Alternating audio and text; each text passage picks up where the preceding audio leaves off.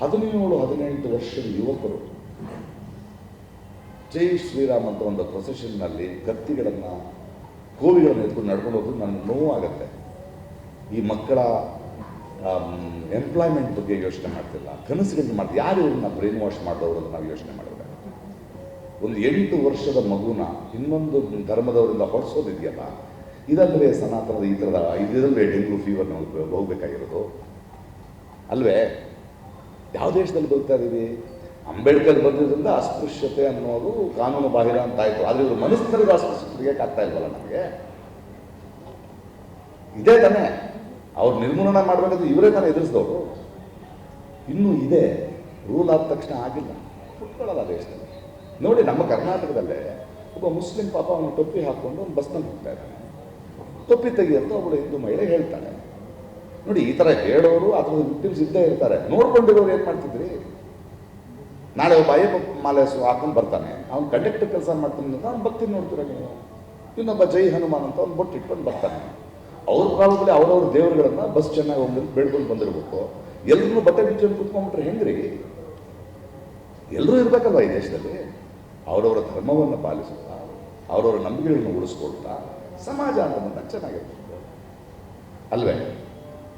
ಹಂಗಾಗ್ಬೇಕು ದೇಶ. ಈ ಥರದ್ದು ಹುಟ್ಟಿಸ್ತಾ ಇರೋರು ಯಾರು? ಯಾವ ಹುಟ್ಟಿಸ್ತಾರೋ ಎಲ್ಲ ಗೊತ್ತಿದ್ದು ನನ್ನೇ ಕೇಳ್ತಿರಲ್ಲ. ಚೆನ್ನಾಗಿದೆ ನೀವು. ನನ್ನ ಉತ್ತರ ನಿಮ್ಮ ಉತ್ತರ ಎರಡೂ ಒಂದೇನೆ. ಕಣ್ಣು ಕಾಣಿಸ್ತಾವ್ರೆ, ಒಳ್ಳೆ ಕಥೆ ಆಗ್ತಿತ್ತು ಅಲ್ವಾ? ಇದನ್ನ ಹೋಗ್ಲಾಡಿಸುವಂತ ನಿಟ್ಟಿನಲ್ಲಿ ಪ್ರಕಾಶ್ ಮುಂದಿನ ದಿನಗಳಲ್ಲಿ ಏನೆಲ್ಲ ನಾನು ಪ್ರಶ್ನೆ ಕೇಳ್ತಾ ಇದ್ರೆ ಜನ ನನ್ನ ಜೊತೆ ಇದ್ದಾರೆ, ಬರ್ತಾರೆ, ಬೆಳೀತಾ ಹೋಗುತ್ತೆ. ಮನುಷ್ಯ ಧರ್ಮನೇ ಕೊನೆಗೊಳ್ಳುವವರು. ನೀನು ವಿಶ್ವಮಾನವನಾದಾಗಲೇ ಇಲ್ಲಿಯ ಕಲ್ಯಾಣ ಸಾಧ್ಯ ಅಲ್ವೇ? ಬಸವಣ್ಣ ಹೇಳಿದ್ದು, ಅಂಬೇಡ್ಕರ್ ಹೇಳಿದ್ದು ಸ್ಟೇಜ್ ಮೇಲೆ ನಿಂತ್ಕೊಂಡು ಸ್ಪೀಚ್ ಮಾಡೋಕ್ಕಲ್ಲ, ಬದುಕಿನಲ್ಲಿ ಅಳವಡಿಸ್ಕೊಳ್ಳೋದಕ್ಕೆ. ನಾವು ಬಹಳಷ್ಟು ಜನ ಅಳವಡಿಸ್ಕೊಂಡಿಲ್ಲ ಅನ್ನೋ ಕಾರಣಕ್ಕೆ ಸಮಸ್ಯೆ ಆಗ್ತದೆ. ಅಳವಡಿಸ್ಕೊಳ್ತಾ ಹೋಗೋಣ. ಜಾಗೃತಿ ಮೂಡಿಸೋರೆ ಜಾತಿಗಳ ಮಧ್ಯೆ ಜಗಳ ಹಚ್ಚುವಂತ ಕೆಲಸ ಆಗ್ತದೆ. ಯಾರು ಜಾಗೃತಿ ಮೂಡಿಸೋರು? ಯಾಕೆ ಜಾತಿ ಮಧ್ಯೆ ಜಗಳ ಬರ್ತಾರೆ? ರಾಜಕೀಯ ಲಾಭಕ್ಕಾಗಿ ಜಾತಿಗಳ ಅದನ್ನೇ ನಾವು ಅರ್ಥ ಮಾಡ್ಕೋಬೇಕು. ಹೋಗ್ಲಾಡ್ಸೋದ್ ಬದಲು ಅದಕ್ಕೆ ಜಗಳ ಹಚ್ಚುವಂತ ಕೆಲಸ. ಅವರಿಗೆ ರಾಜಕೀಯ ದುರುದ್ದೇಶಗಳಿವೆ, ರಾಜಕಾರಣದ್ದು. ಇದನ್ನ ನಾವು ಅರ್ಥ ಮಾಡ್ಕೊಂಡು ನೋಡಿ ಏನಾಗ್ತದೆ ಅಂದರೆ, ಅವ್ರು 30 ಜನರ ಜೊತೆ ಏನು ಮಾತಾಡಿದೆ ಆ ಚಾನಲ್ನಲ್ಲಿ ಮೊನ್ನೆ, ಅವ್ರಿಗೆ ಹೇಳಿದೆ, ನೋಡಿ ನಾನು ನೀವು ಬೇರೆ ಬೇರೆ ಅಭಿಪ್ರಾಯಗಳನ್ನ ಇಟ್ಕೊಳ್ಳೋಣ, ನಾನು ನೀವು ನಿಂತಿರೋ ದೇಶ ಅನ್ನೋ ಹಡಗಿದೆ, ಅದು ಮುಳುಗ್ತಾ ಇದೆ, ಮುಂದೆ ಅದನ್ನು ಉಳಿಸ್ಕೊಳ್ಳೋಣ. ನಿಮ್ಮ ಜೊತೆ ನಾನು ಹೋಗ್ತೀನಿ, ನನ್ನ ಜೊತೆ ನೀವು. ಅವನು ಗಾಡಿ ನಡೆಸೋನ್ಗೆ ಯಾವಾಗ ಈಜ್ಬೇಕು ಗೊತ್ತು, ಅವನೆಲ್ಲ ಸೇಫ್ ಆಗಿದ್ದಾನೆ. ಅವನಿಗೆ ಹಾಳಾಗೋದು ನಾವೇ ಹೊಡ್ಕೊಡೋದು.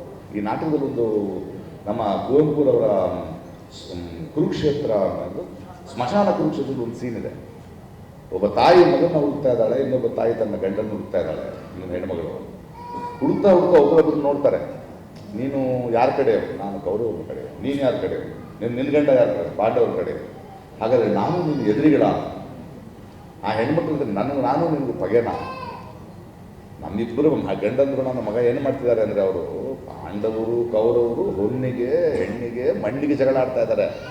ನಾವು ಅವರ ಅಹಂಕಾರಕ್ಕೆ ಜಗಳ ಆಡ್ತಾ ಇದ್ವಿ. ಕೊನೆಗೆ ಸಾಯೋದು ನಾವೇ, ಕೊನೆಗೆ ಬಲಿಯಾಗೋದು ನಾವೇ ಅಲ್ವೇ? ಎಲ್ಲ ಯುದ್ಧಗಳು, ಇವೆಲ್ಲ ಕೋಮು ಗಲಭೆಗಳಿಂದ ದುರಂತ ಆಗ್ತಿರೋದು ಯಾರಿಗೆ? ಹೆಣ್ಮಕ್ಳಿಗೆ, ಮಕ್ಕಳಿಗೆ, ಬಲಾತ್ಕಾರಗಳು. ಇಡೀ ಹಿಸ್ಟ್ರಿ ಅದನ್ನ ಹೇಳಿದೆ. ಈ ಗಾಯಗಳನ್ನು ನಾವು ಪಾಠ ಕಲಿಯೋದು ಬೇಡವೇ? ಏನು ಕಬಡ್ಡಿ ಮ್ಯಾಚ್ ನೋಡ್ತಾ ಇದ್ದೀವಿ ಅಲ್ರಿ ನಮ್ಮ ದೇಶದಲ್ಲಿ ನಾವು? ಈ ಪಕ್ಷಣ ಆ ಪಕ್ಷಣ ಅಂತ ಇಬ್ಬರು ಕಳ್ರೆ, ಎಲ್ಲರೂ ಕಳ್ರು. ಈ ಬಾಟ್ಲಿಂದ ಆ ಬಾಟ್ಲು, ಆ ಬಾಟ್ಲಿಂದ ನಾವೇ ಪರ್ಮನೆಂಟ್. ಅವ್ರು 5 ವರ್ಷಕ್ಕೆ ಒಂದ್ಸಲ ನಾವ್ಯಾಕೆ ಜಗಳ ಆಡ್ಕೊಂಡು ಕೂತ್ಕೋ? ನಾವು ವಿಶ್ವಮಾನರಾಗೋಣ. ಒಬ್ಬರು ವಿಶ್ವಗುರು ಆಗಲಿ, ನಾವು ವಿಶ್ವಮಾನರಾಗೋಣ ಅಲ್ವಾ? ಅವ್ರು ವಿಶ್ವಗುರು ಆಗಲಿ, ನಾವೆಲ್ಲ ವಿಶ್ವಮಾನವರಾಗೋಣ. ಯಾರು ದೊಡ್ಡವರು? ಓಕೆ, ನಾಟಕ ಶುರು ಮಾಡೋದು. ಸಂವಾದ ಇದೆ ಗೆಳೆಯ, ಸಂವಾದದಲ್ಲೂ ಒಂದಷ್ಟು ವಿಷಯಗಳು ಸಿಗುತ್ತೆ ನಿಮಗೆ. ಯಾವುದೋ ಬರಲಿ, ನಮ್ಮ ಕೈ ಮೇಲಿದೆ ಶಕ್ತಿ, ನಮ್ಮ ಬೆರಳಲ್ಲಿದೆ, ತೋರ್ಸವ ಅಷ್ಟೇ.